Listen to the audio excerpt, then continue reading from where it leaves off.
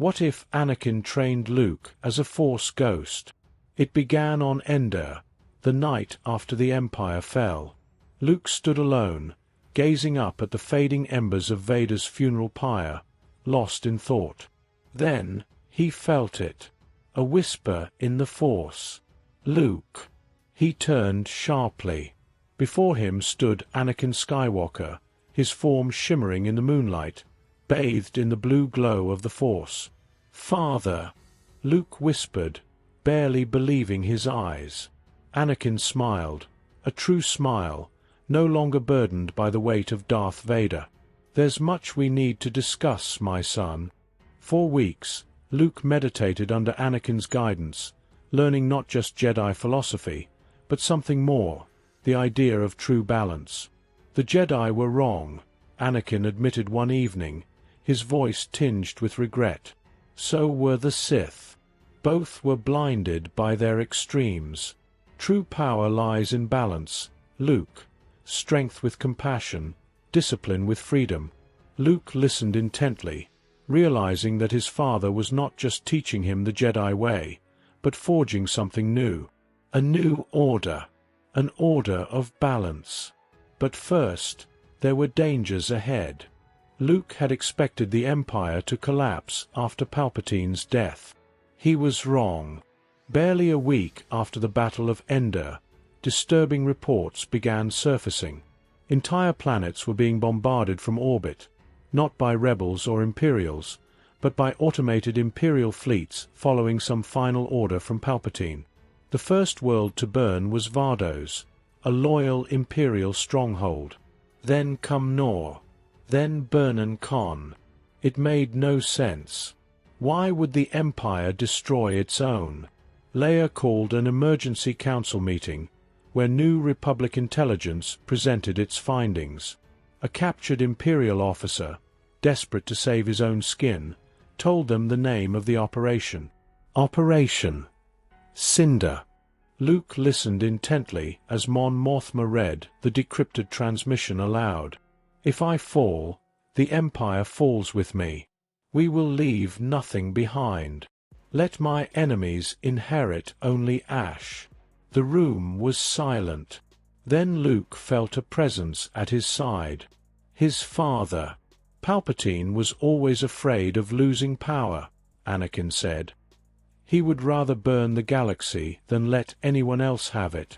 Luke turned to the council. "Then we have to stop this. We have to stop it now."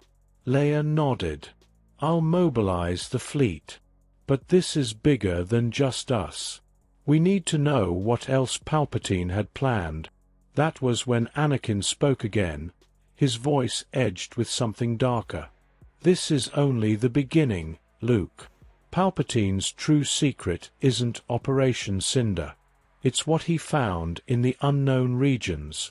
That's where the real danger lies." Luke frowned.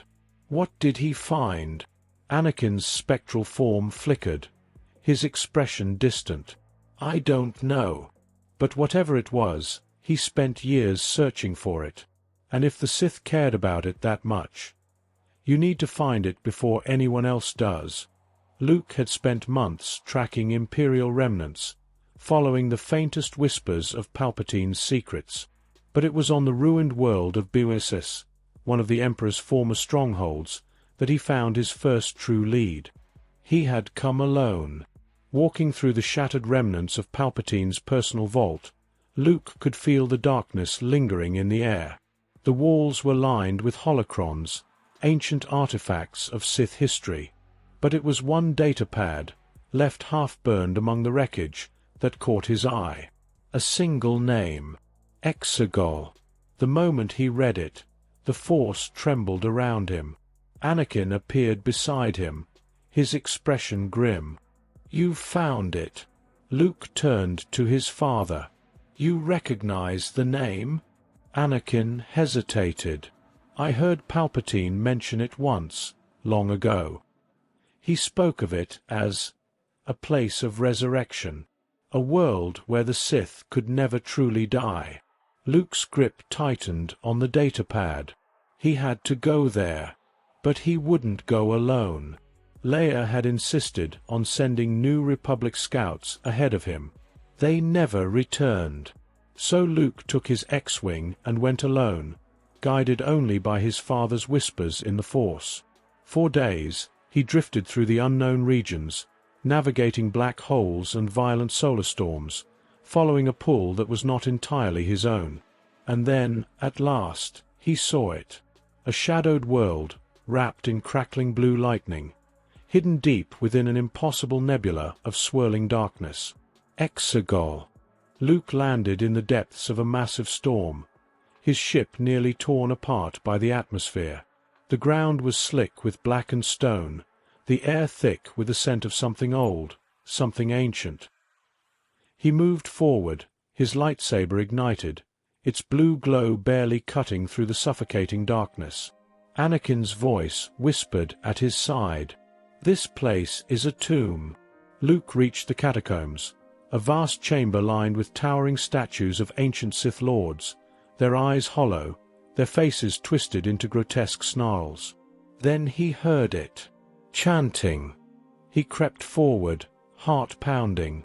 At the center of the chamber stood dozens of hooded figures, Sith worshippers, clad in blood-red robes, surrounding a massive cloning vat filled with crackling green liquid.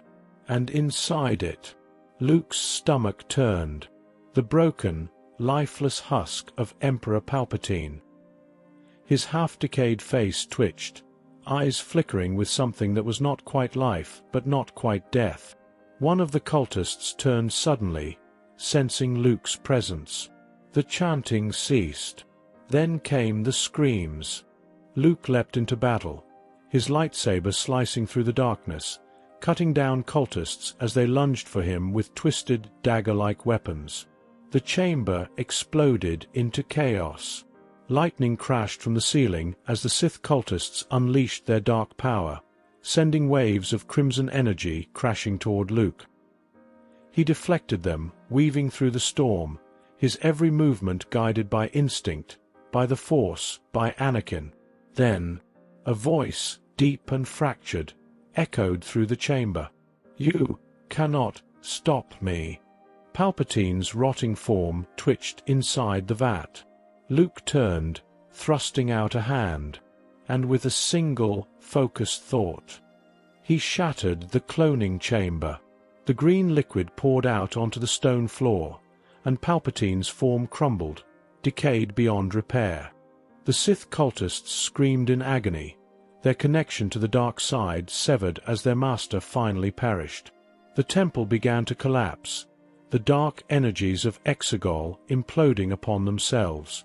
Luke raced to his X-Wing, barely escaping as the planet burned behind him. In the cockpit, his breath came heavy. Then Anakin's voice came again. "It's over, Luke." Back on Coruscant, Luke stood at the ruins of the Jedi Temple, gazing at the rising sun.